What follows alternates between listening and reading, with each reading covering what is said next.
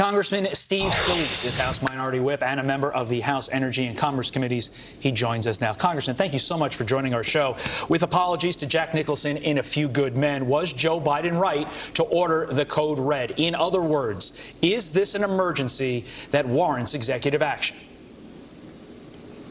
Well, good to be with you. And look, the code red emergency is American families who are struggling already, paying way too much at the pump, when they go to the grocery store, anywhere else, for all of the high prices that are caused by what Joe Biden's already done, all under the name of global warming and climate change and the Green New Deal. They are wrecking the economy and raising costs on everybody, while the president jets all around on Air Force One. He just came back from Saudi Arabia begging them to produce oil. We actually produce it cleaner in America, less carbon footprint to get it in America than anywhere in the world. If there is going to be oil produced anywhere, it should be right here, and yet Joe Biden's shutting it down. That's increasing carbon emissions globally. So it's Biden's policies that are increasing carbon emissions, and his answer is to try to wreck the economy even more and raise prices on families even more.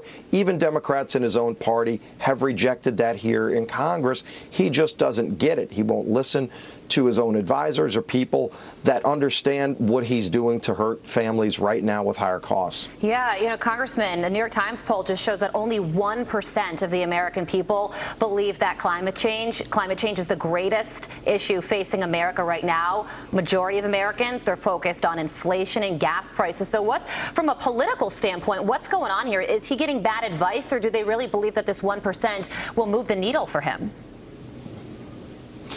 What we've seen from the very first day Joe Biden became president is he turned his agenda over to the most radical leftists that we see. He's got all of Bernie Sanders and Elizabeth Warren's people making decisions that are raising costs for everybody. The AOC crowd. What they're doing is hurting American jobs, hurting American manufacturing. And who benefits? China, Russia. If you look around the Middle East, I mean, again, he's begging Saudi Arabia to produce oil. All of those countries emit more carbon to make the same thing. China's building a coal plant every single week while he's shutting things down in America.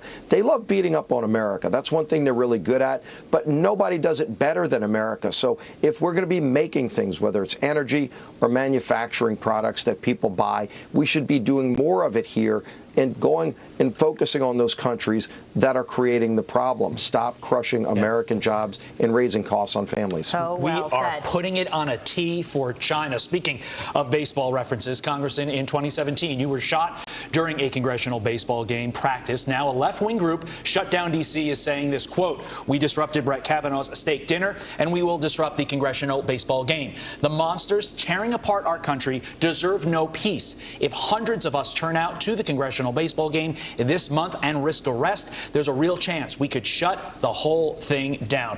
What was your reaction, Congressman, when you first heard this call to unrest?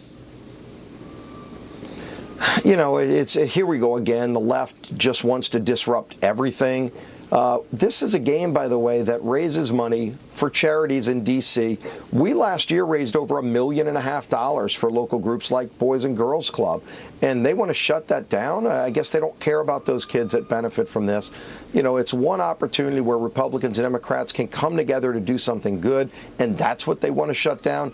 It shows you how out of touch the left is with hard-working Americans. It's baseball. People enjoy this game. They enjoy coming out and seeing people doing something that are helping other people. Maybe if they tried to maybe go work with some of those local charities instead of trying to wreck economies and shut things down, this world would be a better place. Yeah, we saw protests in Brett Kavanaugh's neighborhood. There was a very serious death threat against his life. DOJ so far hasn't done much about it. This tweet and this call to action to affect the congressional baseball game is something that the president could address in advance. So far, he has not. We will see. By the way, I'm going to be at the congressional baseball game, so I'll see you there.